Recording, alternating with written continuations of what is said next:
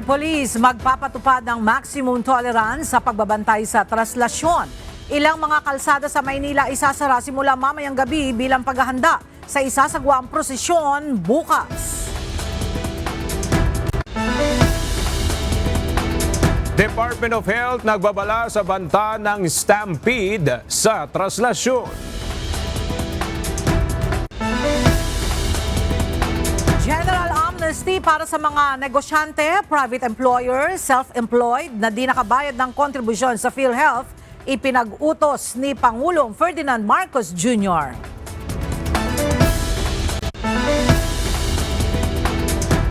Petisyon kontra unprogrammed appropriation sa ilalim ng 2026 General Appropriations Act inihain sa Korte Suprema.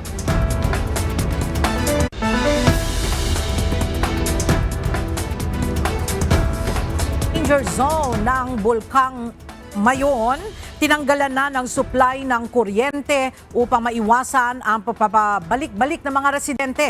Pamamaga ng Bulkang Mayon nagpapatuloy.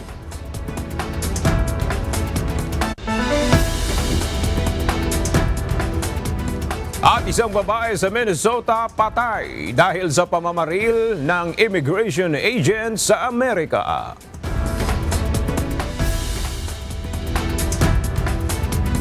Magandang tanghali mga kasangbahay. Ngayon po ay araw ng Huwebes, January 8, 2026. Tayo po ay sabayang napapakinggan sa Radyo La Verdad 1350, ang UNTV Radio. At una sa mga balita ngayong tanghali.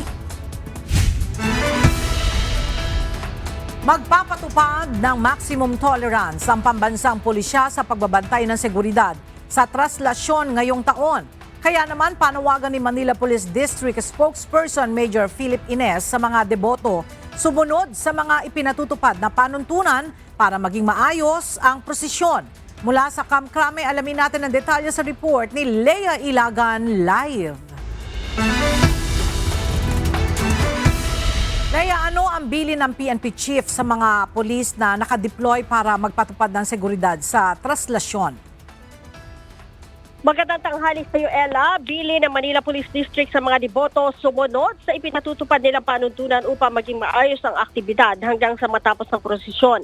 Mahigpit niya ay pinagbabawal ang pag-iinom ng alak at pagbebenta sa Maynila dahil sa umiiral na liquor ban simula ngayong araw hanggang January 10. Suspended din ang pagbibitbit ng armas sa Maynila simula 12:01 kanina madaling araw hanggang 12:01 ng January 11. Bawal din ay ang pagdadala ng mga inumin na nakalagay sa mga babasagin na lagayan.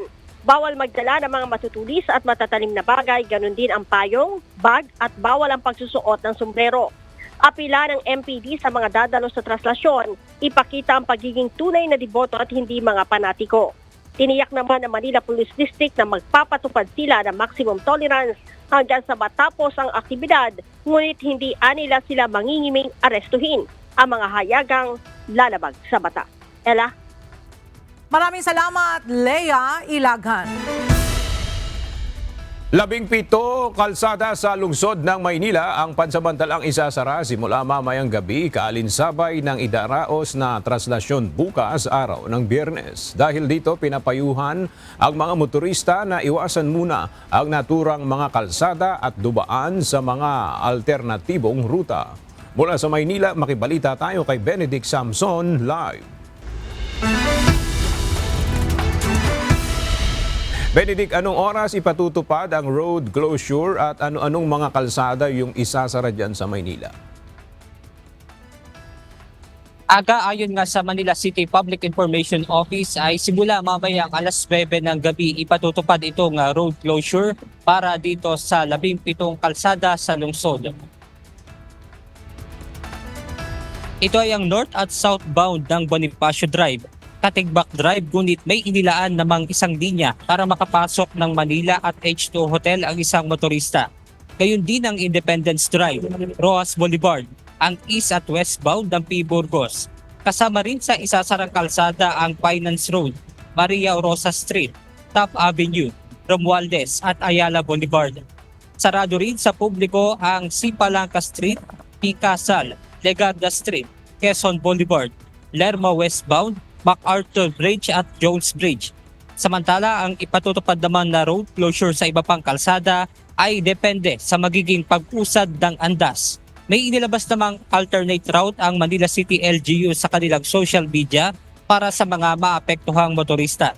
Samantala sa pag-iikot ng UNTV News and Rescue Team sa lugar ng Quiapo at Quirino Grandstand kanina, nakalatag na ang mga tauhan ng Philippine National Police na magpapatupad ng seguridad sa traslasyon.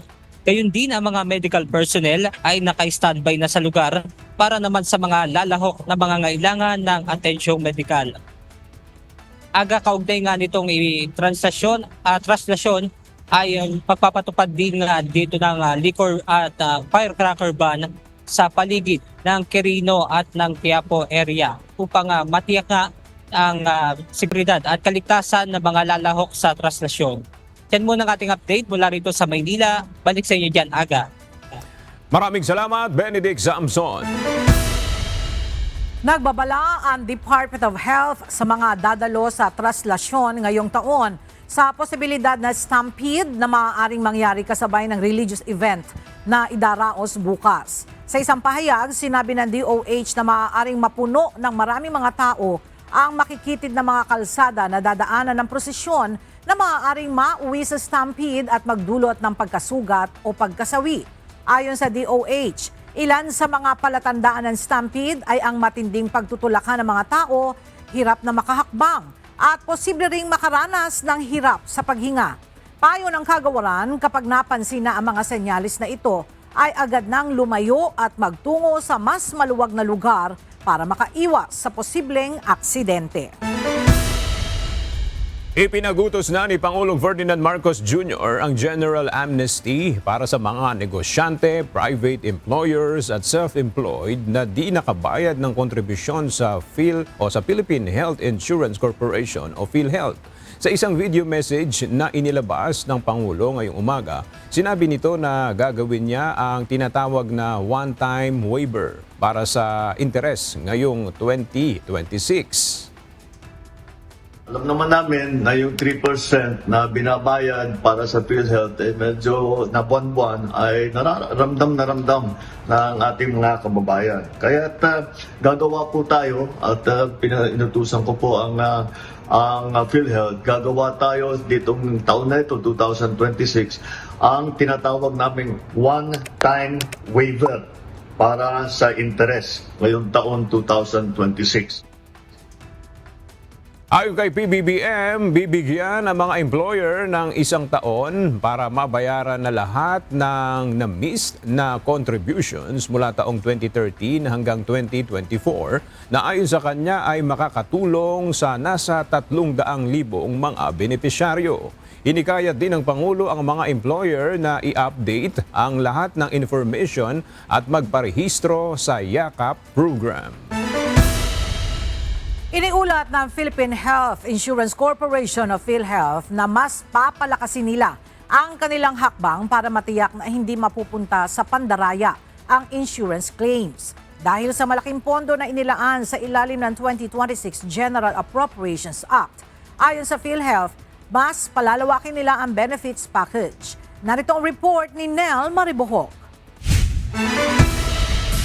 Gagamit na ang Philippine Health Insurance Corporation of PhilHealth ng Artificial Intelligence o AI-powered pre-validation system para maiwasan ang pandaraya sa health insurance claims at maprotektahan ang pondo. Ayon kay Dr. Edwin Mercado, President at CEO ng PhilHealth, i-check electronically ang isinumiting claims kung tugma ang laboratory test ng pasyente sa medical diagnosis. So yun po sinistrengthen namin. So meron na po tayong isasagawa within this quarter na parang AI-enabled na pre-validation ng mga claims. Kapag pinasok po yung e-claims, madidetect na po kung nagmamatch yung diagnosis dun sa mga lab test na ginawa. Ang hakbang na ito ng PhilHealth ay kasunod na rin ng inilabas na pag-aaral ng Philippine Institute for Development Studies o PIDS na dapat higpitan ng state health insurer ang kanilang fraud control measures. So meron nga pong pag-aaral na nilabas ang Philippine Institute for Developmental Study. Pero ito nga po, gaya ng nabanggit ni SecTed, medyo dated nung previous years. So ngayong taong ito po, marami po kaming nilagay ng mga gates. Kumbaga po, may mga pre-authorization, merong pre-validation para maiwasan. Aabot sa halos 129.8 billion pesos ang pondong ibinigay sa PhilHealth sa ilalim ng 2026 General Appropriations Act o GAA. Nakapaloob na rito ang 60 billion pesos na pinababalik ng Korte Suprema. Ayon kay Dr. Mercado, ang ibinalik na pondo ay gagamitin nila sa primary care program gayon din sa pagdaragdag ng benepisyo ngayong taon. At yung iba naman po ay mga dagdag pong benepisyo. Siguro po ang bibigay na po natin yung pagkakataon ng ating Pangulo po. Marami pa pong lalabas ng mga bagong benepisyo ngayon pong first quarter.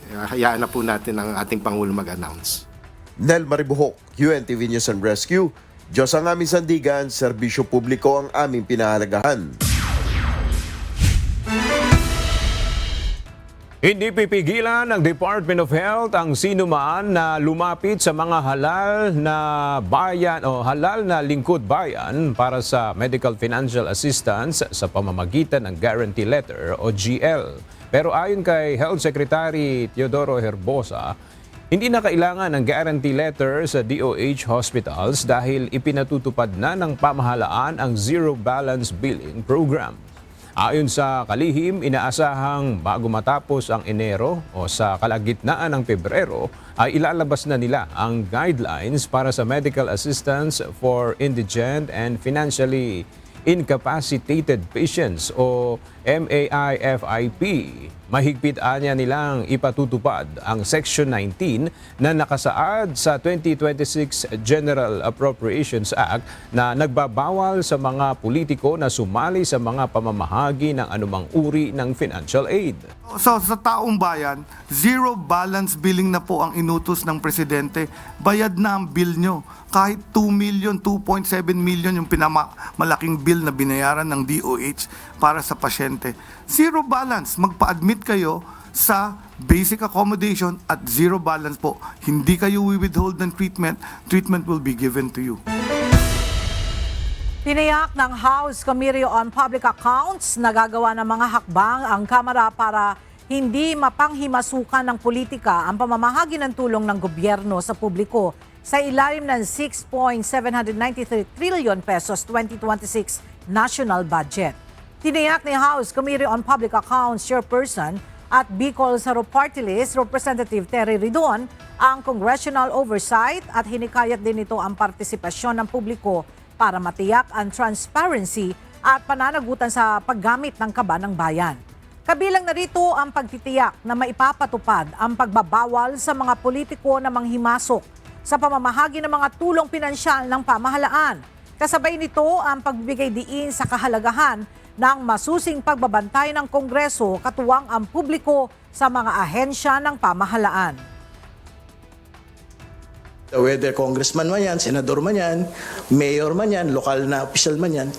Kasi nga, syempre, very explicit yung pong prohibition na dapat hindi po kasali yung pong mga politiko dito.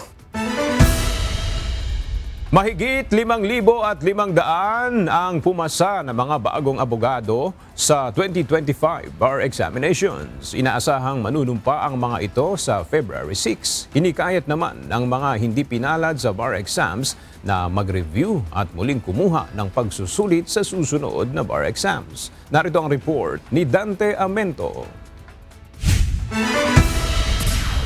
5,594 ang pumasa sa 2025 bar examinations o katumbas nito ang 48.98% passing rate. Sinunod ng Supreme Court ang 75% na passing grade. Top 1 si Jen Roniel Ray Sanchez mula sa University of the Philippines, Diliman matapos makakuha ng 92.70% rating. If only I could pass all of them, I could have done that too.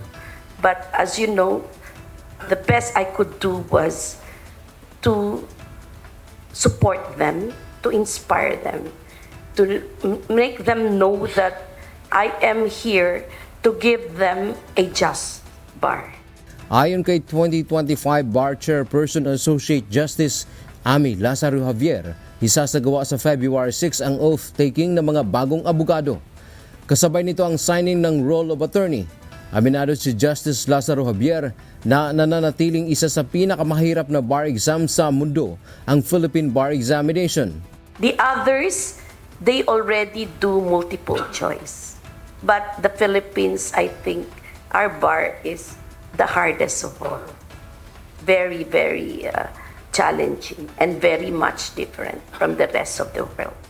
Binigyang diin ni Justice Lazaro Javier para sa mga hindi pinalad na pumasa na hindi pa rito nagtatapos ang kanilang hangarin na makapasok sa legal profession. And for my bar babies who did not make it, you may grieve, you may cry out, even loud, but tomorrow you have to pick up the pieces and start anew. Never believe that you're a failure.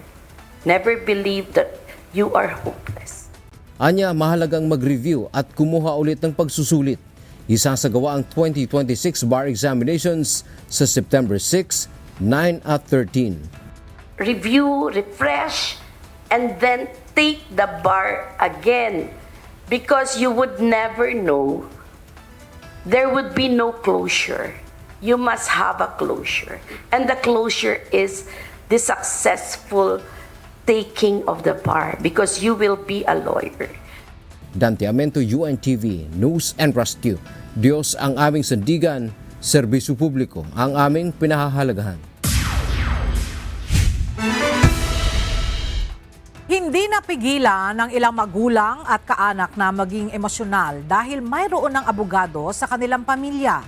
Ito'y kasunod ng paglabas ng resulta ng 2025 bar exams kahapon. Samantala, umani rin ng pagpupugay ang 2025 bar exam passers mula sa matataas na opisyal ng gobyerno. Narito ang report ni Evan Alvarez.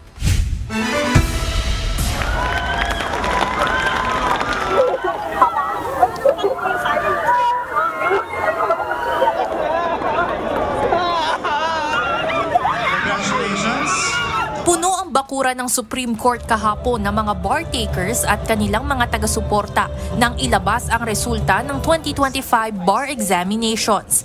Pigil hininga ang mga magulang at kaibigan hanggat hindi nakikita ang pangalan ng mahal sa buhay sa malaking LED screen na inihanda ng Korte Suprema. Ngunit iba ang saya kung bukod sa pasado, tinawag pa sa entablado dahil isa sa nakasungkit ng pinakamataas na marka. Katulad na lamang ng magulang ni Johan Rafael Gata ng University of Santo Tomas na top 7 sa 2025 bar exams. Ayon sa kanyang ina na si Donna, hindi nila inaatangan ng expectation ng anak na maging top-notcher. Ang dinadasan ko lang po everyday is makapasa siya ng bar exam kasi alam ko yung pinagdaanan niya habang nag-aaral. Pero hindi ko na-expect na masasali pala siya sa top 7. Kaya thank you Lord, thank you for these great blessings po. Si Nanay Vivian mayroon ng 2 anak na abogado kung saan ang isa ay top 17 na si Randall Pabilane ng Arellano University. Ayon sa ina ni Randall, mahirap magpaaral ng anak lalo na kung kapos sa buhay. Ngunit dahil sa angkin nitong talino, nairaos ni Randall ang law school. Kaya lang sila nakapag-aral ay because of scholarships. Kung wala ay hindi makakapag-aral. Gobyerno, taga-gobyerno ang ina, taga-gobyerno ang ama, wala. Kaya mabuti at mayroong mga scholarships. Ang inspiration ko para maging lawyer ay yung kapatid ko na abogado rin, na naging interesado ako maging lawyer, pero eventually nagustuhan ko rin yung practice of law, especially dun sa pagtatanggol at pagdidefend ng karapatan ng mga tao. Umani rin ang pagpupugay mula sa mga opisyal ng gobyerno ang 2025 bar passers. Sa bahagi ng mensahe ni Executive Secretary Ralph Recto, pinayuhan nito ang mga bagong abogado na laging piliin ang tama kahit hindi ito ang popular o madaling gawin. At higit sa lahat, huwag kalilimutan na ang sambayan ng Pilipino ang pinaglilingkuran pagdating sa patuloy na paghahangad ng katarungan.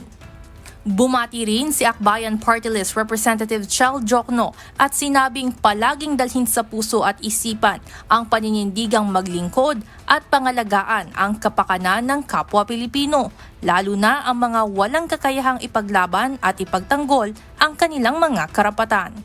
Paalala naman ni Senator Kiko Pangilinan na sa gitna ng kasalukuyang estado ng bansa pagdating sa isyu ng katiwalian, tungkulin ang pagiging abogado at hindi lamang isang titulo. Anya, dapat palaging piliin ng mga ito ang maglingkod kahit magulo at hindi glamoroso. Samantala, tip ng isa sa mga bar passer ng 2025 para sa mga kukuha ng bar sa taong 2026, mag-aral ng mabuti at magtiwala sa Diyos bukod sa sarili. Tiwala natin yung sarili natin sa awat magagawa ng Diyos. Primary na tip na maibibigay ko po yung panalangin, yung paghiling sa Diyos. Pangalawa po, siguro start early. January pa lang po ngayon, siguro ngayon pa lang simulan na po yung mga readings para pagdating po nung month ng bar examinations, medyo ready na po tayo para sumabak sa 2026 bar exams. Evan Alvarez, UNTV News and Rescue. Diyos ang aming sandigan, serbisyo publiko ang aming pinahahalagahan. Inihain ngayong umaga sa Korte Suprema ang isang petisyon laban sa unprogrammed appropriation sa ilalim ng 2026 General Appropriations Act. Inihiling ng mga petitioner na maglabas ang Supreme Court ng temporary restraining order upang hindi maipatupad ang nasabing probisyon ng batas. Mula sa Maynila, makibalita tayo kay Dante Amento Live. Dante, ano yung iba pang detalye nitong petisyon na inihain nila Congressman Edgar Irice at Representative Leila de Lima? Magandang tanghali aga, formal na ngang inihain sa Korte Suprema kanina ang isang petisyon na kumukwestiyon sa constitutionality ng unprogrammed appropriations na nasa ilalim ng 2026 General Appropriations Act o 2026 GAA. Ang petitioner ay sina Representative Edgar Irice at Leila de Lima. Ayon kay de Lima, bagamat vinito ng presidente ang mahigit 92 billion pesos na line items ng unprogrammed funds, may malaki pa rin natitira na umaabot sa 150 billion pesos. Dagdag pa nito, sa kanilang paniniwala ay labag sa saligang batas o unconstitutional ang unprogrammed appropriations sapagkat walang malinaw na mga programa ng gobyerno ang pinaglalaanan ng pondo.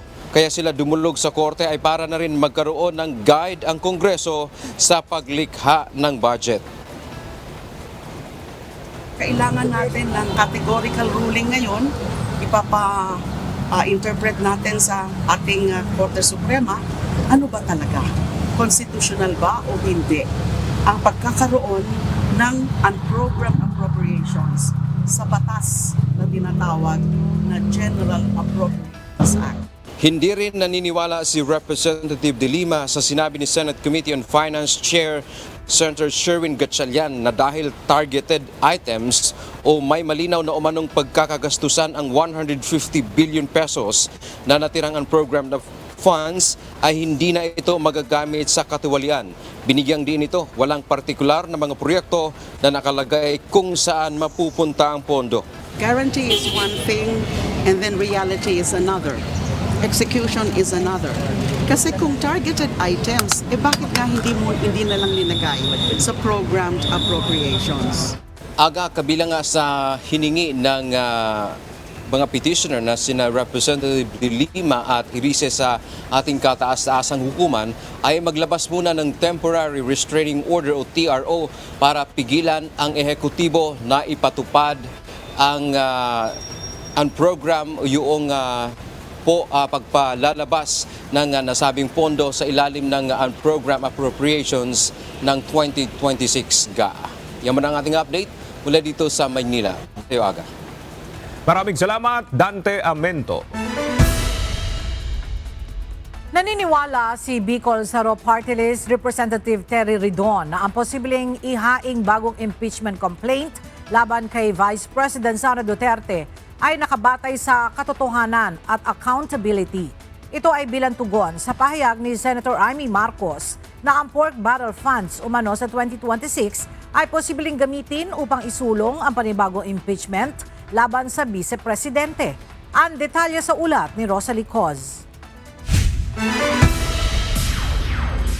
Malaya ang sinuman na maghain ng impeachment complaint laban kay Vice President Sara Duterte simula February 6, 2026. Ito ang petsa kung kailan magtatapos ang one-year ban sa paghahain ng reklamong impeachment laban sa opisyal batay sa desisyon ng Korte Suprema. Ayon kay House Committee on Public Accounts at Bicol Saro Party List Representative Terry Redon, kung maghahain ulit ng impeachment case laban kay VP Sara, nakabatay ito sa katotohanan at accountability, hindi sa anumang pangako, gaya ng paniniwala ni Senador Amy Marcos na ang pork barrel umano sa 2026 budget ay posibleng magamit upang isulong ang panibagong impeachment laban kay Vice President Sara Duterte. Impeachment proceedings naman po are not based on projects that are promised. No? Impeachment proceedings are based on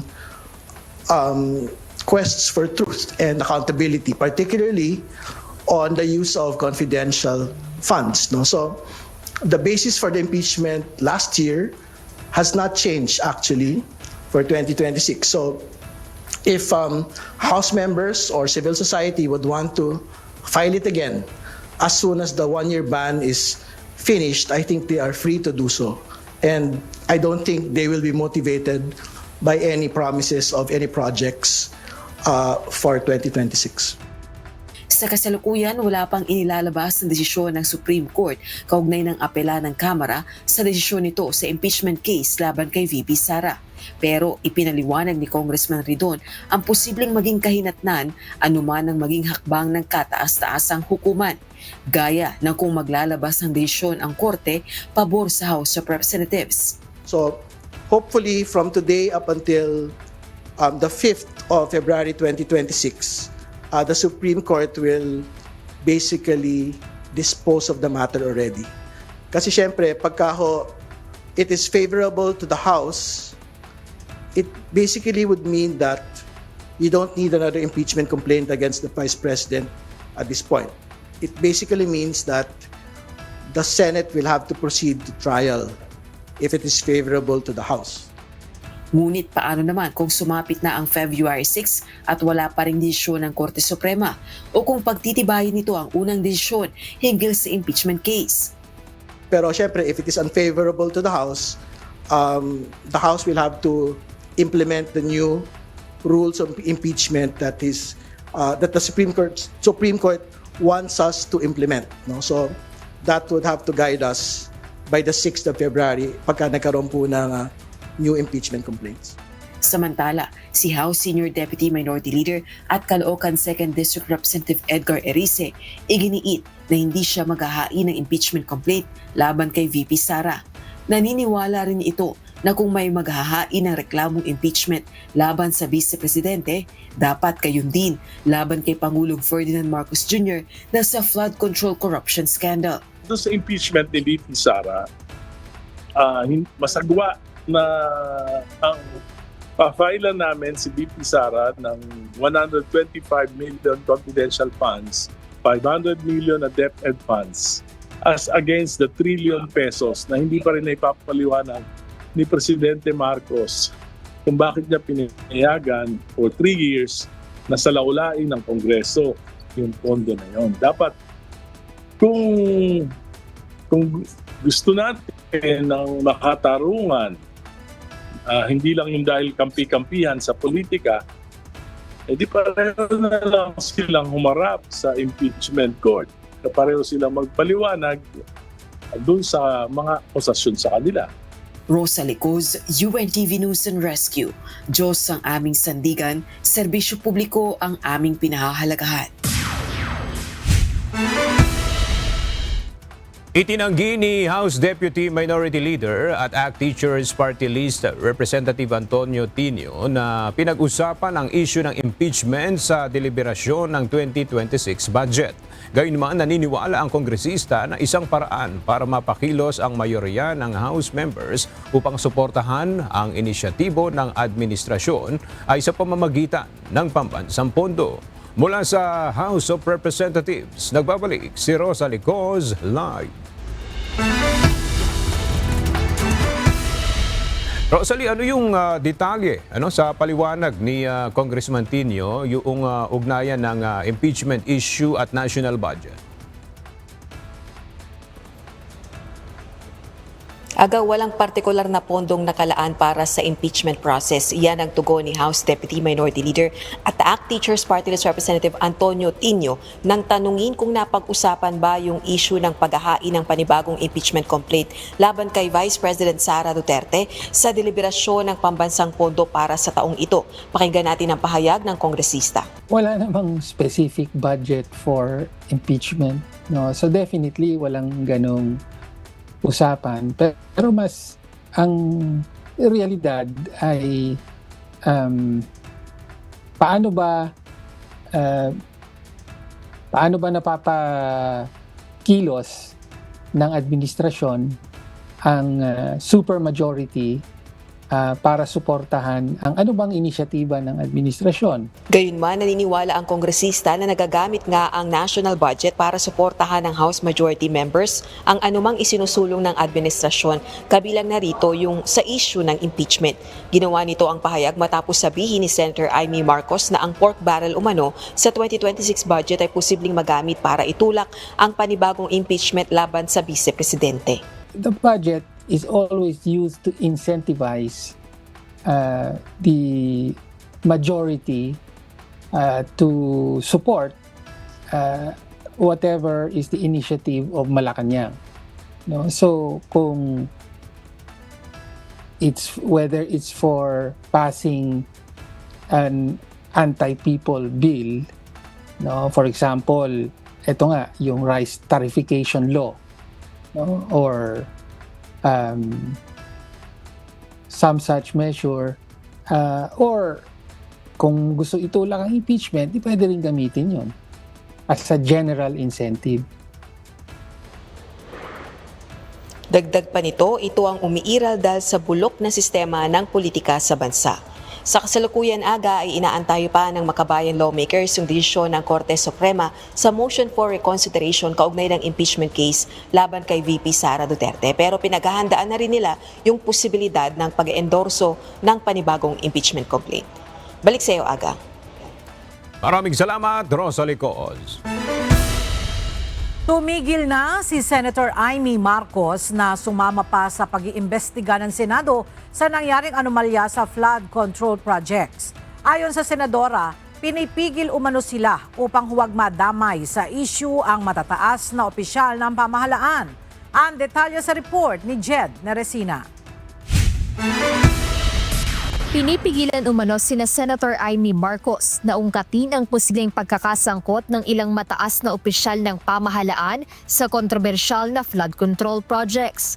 Ito ang inihayag ng presidential sister sa isang press conference kahapon nang matanong kung sa palagay ba niya ay nagiging selective ang mga nakakasuhan o mga nadadawit sa issue.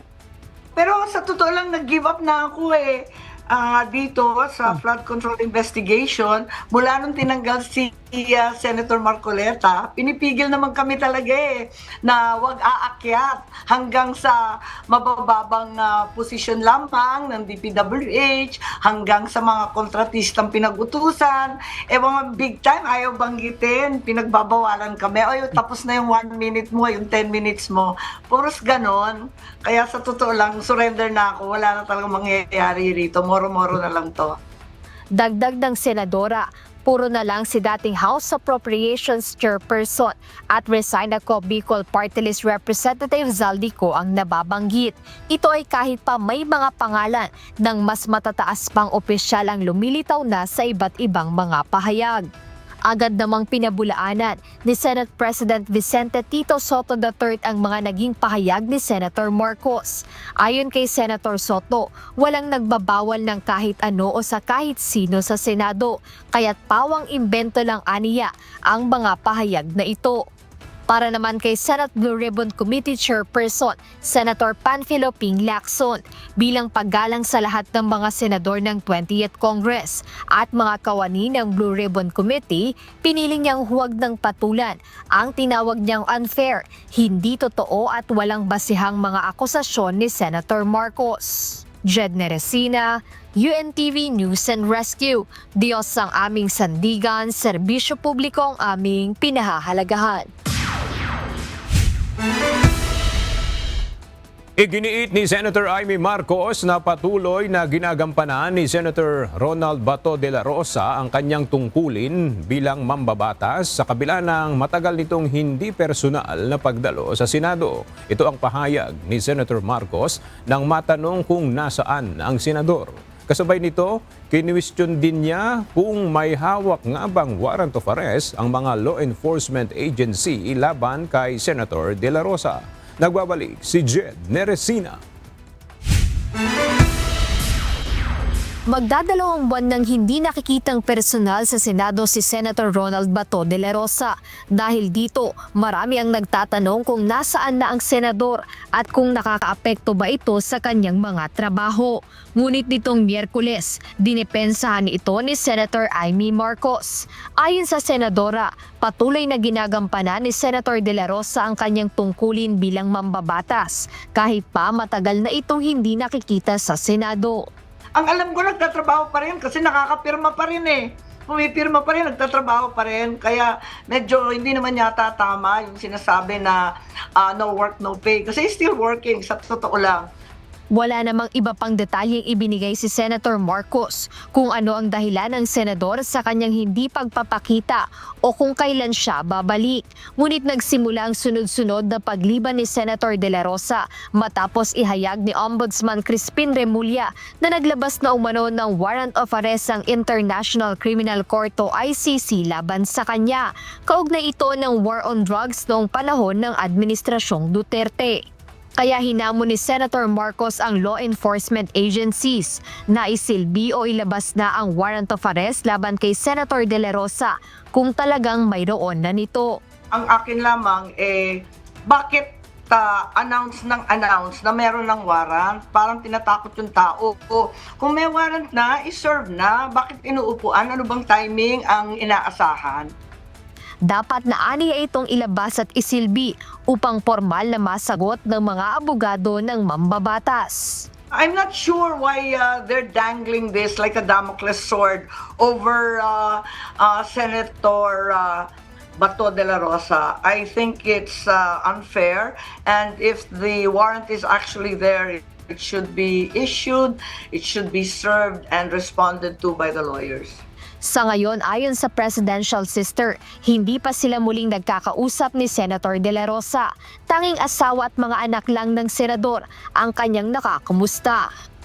Jed Neresina, UNTV News and Rescue. Diyos ang aming sandigan, serbisyo publiko ang aming pinahahalagahan. Target ng Department of Agriculture na palakasin ang transparency at pananagutan sa implementasyon ng farm-to-market road projects. Ngayong araw, ipinasilip ng kagawaran ang beta version ng portal na magiging sentro ng monitoring at impormasyon kaugnay ng mga proyekto. Mula sa Quezon City may report si Mia Alonzo live. Mia, ano ang nakapaloob dito sa planong transparency portal ng DA at paano ito makakatulong sa farm-to-market road projects? Magandang tanghali, Ella. Itong transparency portal ng Farm-to-Market Road Project ng Department of Agriculture ay isang website na kung saan bukas open ang access para sa publiko. Dito naka-upload yung lahat ng mga detalye ng mga proyekto ng Department of Agriculture, partikular na dito sa kanilang i-implementa na farm-to-market road. Maaari rin magkaroon ng involvement ang publiko sa pamamagitan ng pagsusumbong o kaya sa paraan ng pag-upload ng mga pictures at mga videos.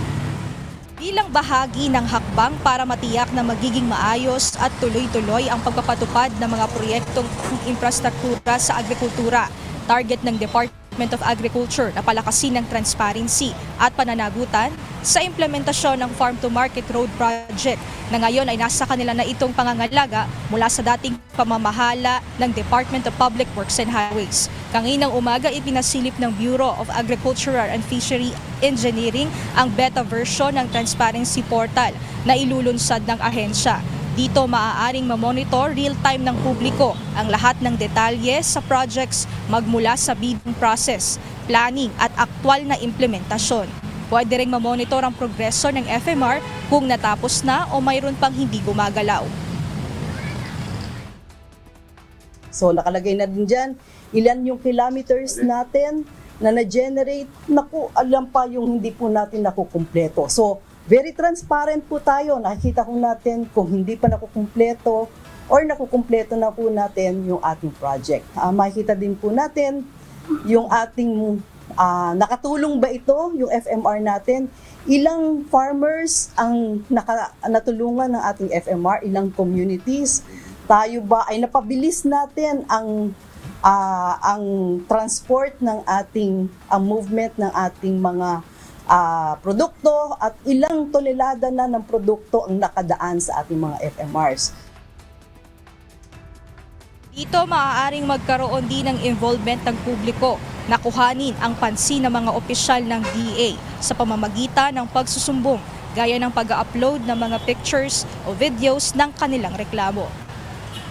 Ella, sa February nga target ang formal na paglulunsad nitong transparency portal FMR Watch ng Department of Agriculture, pero panawagan ng ahensya na sa lahat ng mga mag-a-access nitong portal na huwag gawing anonymous itong kanilang mga reklamo upang makita rin ang legitimacy ng reklamo. At yan muna ang update. Balik sa iyo, Ella. Maraming salamat, Mia Alonzo.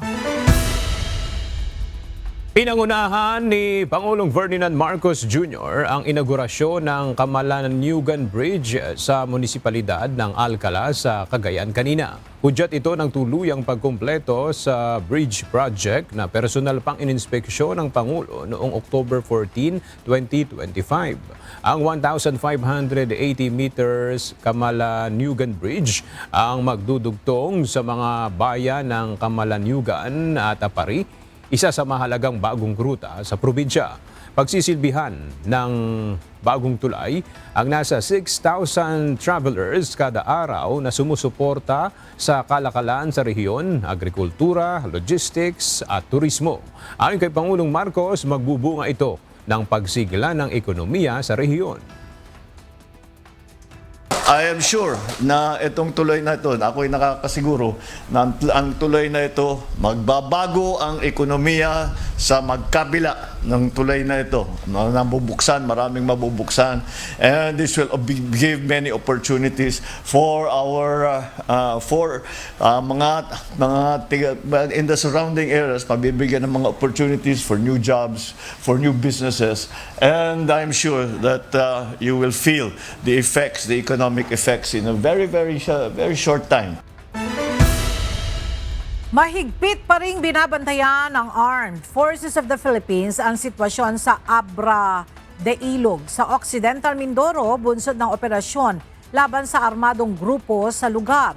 Ayon sa Philippine Army, nananatiling sarado sa mga sibilyan ng ilang bahagi ng kabundukan habang patuloy na tinutugis ang natitira pang miyembro ng New People's Army. Naniniwala rin ang AFP na may malalaking personalidad na naipit sa operasyon sa lugar. Narito ang report ni Ryan Lacanlale. Ongoing pa yung ating focused military operations dun sa area. Laman na natin na pag may ganyan, syempre alam natin may naiipit. So ongoing pa. Nagpapatuloy pa rin hanggang sa ngayon ang pagtugis ng militar sa mga miyembro ng New People's Army o NPA sa Abra de Ilog, Occidental Mindoro. Isang linggo matapos masawi sa lugar ang isang estudyante mula sa isang universidad sa Maynila na sinasabing miyembro ng NPA. Matapos makumpirma ang sumbong ng mga sibilyan sa presensya ng armadong grupo sa Sitio Mamara, Barangay Cabacao, Abra de Ilog, agad nagsagawa ng focus operation ang 2nd Infantry Division ng Philippine Army sa bulubunduking bahagi ng lugar. Nagkaroon kasi sila ng malaking meeting. This is in relation to their CPP anniversary, December 26. And this time, dito rin yung panahon na ini-immerse nila yung kanilang mga nare-recruit na mga estudyante. So, from that immersion, dito na nila papasampain sa armadong grupo. January 2, habang nagsasagawa ng pursuit clearing operation ng Army sa lugar ng engkwentro, ay nakita ang labi ng estudyante. Iba't ibang IDs, subversibong dokumento improvised explosive devices o mga pampasabog at mga baril. Again, noong January 2, nagkaroon tayo ng pursuit sa clearing operations doon sa area of encounter. So may discover tayong isang body ng NPA member, no, abandoned by her companion. So iniwan siya, no, iniwan ng kanyang companion. So kasi pabigat na siya. Alam naman natin yan na encounter, so iniwan siya. Ang iba't ibang makakaliwang grupo, gaya ng Karapatan at Kabataan, kinondina ang operasyon ng militar at ipinatitigil ito. Personal pang nagtungo sa Abra de Ilog si Kabataan Party List Representative Rene Co para makipagdialogo sa lokal na pamahalaan. Pero sabi ng Philippine Army, mayroon lamang malalaking personalidad na nakasama ng isagawa ang target operation at naipit. Kaya ganun na lamang ang pagkondena ng mga ito. Ito ay nagiging pattern nila dahil ini-expect natin na yung nangyaring plenum, nangyaring malaking meeting nila doon sa Occidental Mindoro, may malalaking tao doon. Kaya pinipilit nila ipahinto yung yung focus military operations ng ating Philippine Army to ensure na itong kanilang mga tao na ito ay makalabas doon sa area. Yes, meron kaming namomonitor, pero wala pa kaming konkretong pangalan kung sino yung andun sa loob. Pinasaktan sila kasi na-mobilize lahat ang kanilang machinery ng propaganda. No? Nakita naman natin na may mga bagong mga pages na naglabasan, kahit kaunti lang yung mga following. At lahat ng mga link sa kanila na organization, alam naman natin, naglabas ng isang coordinated, organized media campaign, no, para i-denounce yung nangyaring encounter. Ang mga barangay official at katutubo sa Barangay Cabacao, kinondena naman ang presensya ng NPA sa kanilang lugar. Bilang barangay po, pinakondena ko po ang presensya at dahas na gawain ng teroristang NPA dito sa aming barangay. Pinupundi na po namin ang mga gawain ng mga teroristang NPA sa aming barangay. Bukod sa role, maraming nasagasaan at natatakot ang mga tao. Kaya ayaw na namin at hindi namin natanggap sa aming pamayanan ng mga taong nakakasira ng pamamahala sa aming gobyerno. January 3 na i-turn over na ang 11 estudyante sa kanyang mga kaanak. Ayon sa Aunts of Our Children Movement Incorporated, ikinagulat ng pamilya nito ang pagsapi sa NPA at pag-akyat sa bundok ng estudyante, lalo na't hindi ito nakitaan ng indikasyon ng pamilya.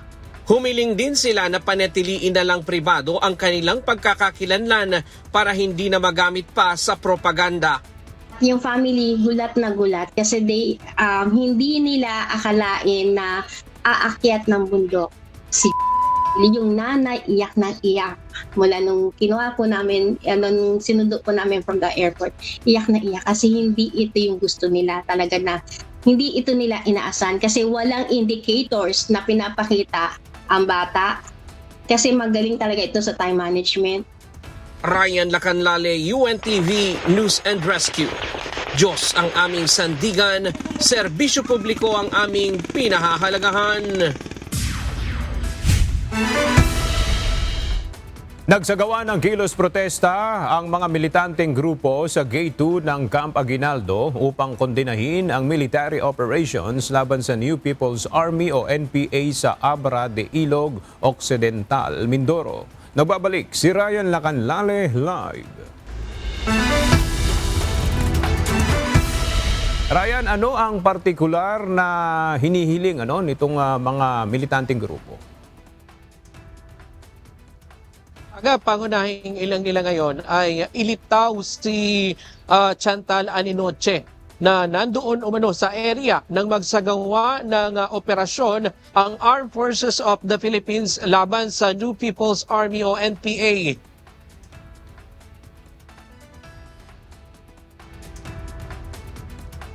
Santala ay isang researcher at isang dating Pilipinong US student leader mula sa Estados Unidos na nawala simula pa noong January 1.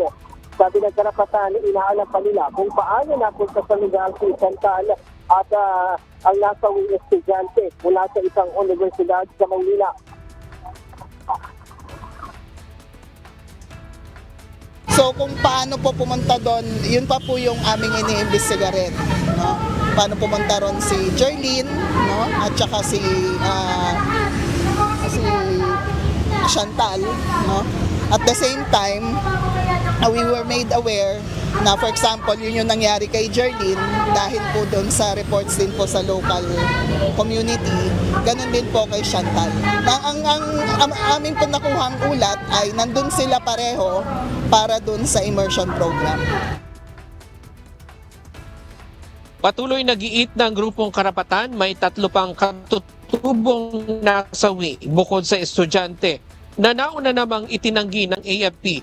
Ang universidad kung saan nag-aaral ang estudyante, nagbigay na ng kanilang pahayag. Itinanggi na mayroon silang anumang paunang kaalaman at hindi sila nagbigay ng pahintulot, pag-endorso o pag-aproba ng anumang pananaliksik, fieldwork, immersion o volunteer. Insidente. Sabi ng karapatan, dudulog sila sa Commission on Human Rights para sa umano'y independent investigation. Balak din nilang lumapit sa mga international monitors at idulog na sa Malacanang ang pangyayari.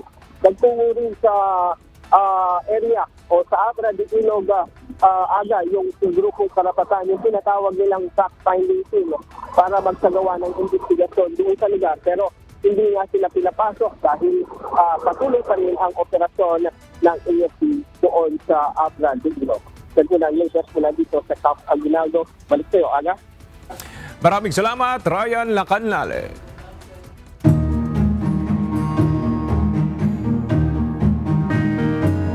Pansamantalang inalisan ng supply ng kuryente ang mga bahay sa loob ng 6-kilometer Permanent Danger Zone o PDZ ng Bulkang Mayon. Ito ay upang maiwasan ang pagbalik ng mga residente sa lugar na lubhang malapit sa bulkan. Mula sa Legazpi City, Albay, kumuha tayo ng update kay Ryan Salatandol live. Ryan, meron pa bang evacuees na bumabalik sa kanilang mga bahay malapit sa Bulkang Mayon? Magandang tanghali. May tinatala pa ang mga otoridad, ang Philippine National Police, na mga gustong pumasok o bumalik sa kanilang mga lugar, sa kanilang mga tahanan dito sa loob ng 6-kilometer Permanent Danger Zone. At naiulat din na merong mga turista na gustong makita o masilayan ng mas malapitan itong Bulkang Mayon. Kaya naman pinaigting pa ang pagkakaroon ng mga checkpoints papasok dito sa loob ng 6-kilometer Permanent Danger Zone. Pansamantalang inalisan ng supply ng kuryente ng Albay Electric Cooperative ang lahat ng residential houses na matatagpuan sa loob ng 6-kilometer Permanent Danger Zone ng Bulkang Mayon. Ayon sa provincial government ng Albay, isa itong safety measure upang hindi muna bumalik ang mga residente sa kanilang mga tahanan habang mataas pa ang aktibidad ng bulkan. Kabilang sa mga apektadong lugar ang Purok 4 hanggang 7 ng Barangay Anulig, Purok 7 ng Barangay Suwa, at Purok 6 at 7 ng Barangay Kirangay. Sa Tabaco City, wala ring kuryente sa ilang bahagi ng Barangay Magapo, Buwang, Marirok, Usod at Buhian. Samantala, tiniyak ng mga lokal na pamahalaan sa tulong ng DSWD at OCD na sasapat ang supply ng pagkain at iba pang mga pangangailangan ng mga pansamantalang lumikas na residente. Nag-distribute ng 771 family food packs kung saan 390 ang naibigay sa mga evacuees sa Tabaco City at 381 sa mga pamilya sa Malilipot, Albay. Ito ay bahagi ng patuloy na relief operations ng ahensya upang masiguro na may sufficient stockpile para sa lahat ng mga evacuees sa buong duration ng response. Sa pinakahuling ulat ng T-Box na itala ang 162 rockfall events at 50 pyroclastic density current events sa Bulkang Mayon. Naitala rin ang 702 tons ng sulfur dioxide emission habang patuloy ang pag-umbok ng dalisdis ng bulkan, palatandaang patuloy ang pag-akyat ng magma sa loob nito.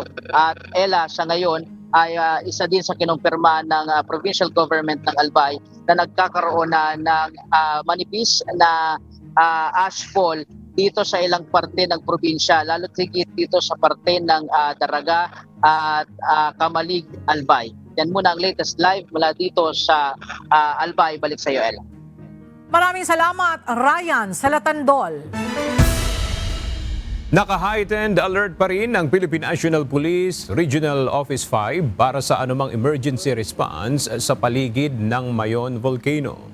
Tiniyak nito ang kahandaan ng Pro-5 personnel, gayon din ng mga kakailanganing G-equipment o kakailangan equipment para sa agarang evacuation, rescue operations at pagbibigay ng tulong sa mga apektadong residente.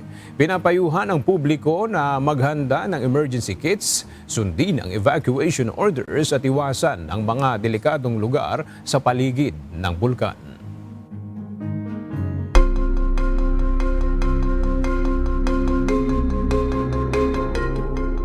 Kinondena ng mga opisyal ng Minnesota ang deployment ng Immigration and Customs Enforcement o ICE sa estado kasunod ng pamamaril sa isang babae sa lungsod ng Minneapolis na iniuugnay sa mga ahente ng ahensya. Batay sa paunang investigasyon ng federal officials, pinagbabaril umano ng ilang ICE agents ang sasakyang minamaneho ng biktima na sinasabing nakaharang sa kalsada hanggang sa bumangga ito sa isang side road. Ayon naman sa tagapagsalita ng Department of Homeland Security na si Tricia McLaughlin, defensive shots lamang ang ginawa ng mga ahente at hindi intentional shots. Nanawagan si Minneapolis Mayor Jacob Frey na agarang pagpapaalis sa mahigit 2,000 ICE agents sa lungsod habang nangako si Minnesota Governor Tim Walz ng patas at agarang investigasyon sa insidente. Una nang ipinadala ni President Trump ang ICE agents sa estado matapos ang akusasyon ng bilyong-bilyong fraud sa ilalim ng government benefits gaya ng child care mula sa ilang Somali American communities. Nagpahayag si South Korean President Lee Jae-myung ng pag-asa na darating ang panahon na magkakasundo at maghaharap sa dialogo ang North at South Korea. Sa isang social media post, ginamit ni Lee ang imahe ng dalawang magiliw na penguin upang ipahiwatig ang posibilidad ng pagkakaunawaan sa pagitan niya at ni North Korean leader Kim Jong-un. Ayon kay Lee, kailangang malampasan ang kasalukuyang estado ng hidwaan at tensyon sa Korean Peninsula upang makamit ang kapayapaan. Ang mensahe ay ibinahagi kasabay ng kanyang pagbabalik mula sa China kung saan hinikayat niya ang mas aktibong papel ng Beijing sa pagsusulong ng dialogo sa pagitan ng dalawang Korea. Nagdulot ng matinding abala sa transportasyon sa iba't ibang bahagi ng Europa ang snow at malalakas na hangin sa ikatlong sunod na araw ng matinding cold snap. Daan-daang biyahe ang nakansela kabilang ang mahigit 100 flight sa Paris at higit 700 sa Amsterdam, habang libo-libong pasahero ang na-stranded sa mga paliparan. Ayon sa mga otoridad, 7 na ang nasawi sa mga aksidenteng may kaugnayan sa masamang panahon sa France, Hungary at Bosnia. Nagbabala ang mga weather agency na maaari pang bumaba sa hanggang negative 20 degrees Celsius ang temperatura sa ilang lugar, kaya inaasahan ang patuloy na abala at panganib sa mga susunod na araw. At sa ating pong iiwang mga salita ng Diyos na ating sandigan mula sa Aklat ng Kawikaan, Kapitulo 18, versikulo 15, na nagsasabi, ang puso ng mabait ay nagtatamo ng kaalaman at ang pakinig ng pantas ay humahanap ng kaalaman. At yan ang mga balitang aming tinutukan at inaksyonan dahil sa aming pagbabalita, una ang pagkalinga sa kapwa. UNTV CE News, may balita saan mang panig na ang daigdig. At dito sa UNTV, Diyos ang aming sandigan, serbisyo publiko ang aming pinahahalagahan. Magandang tanghali.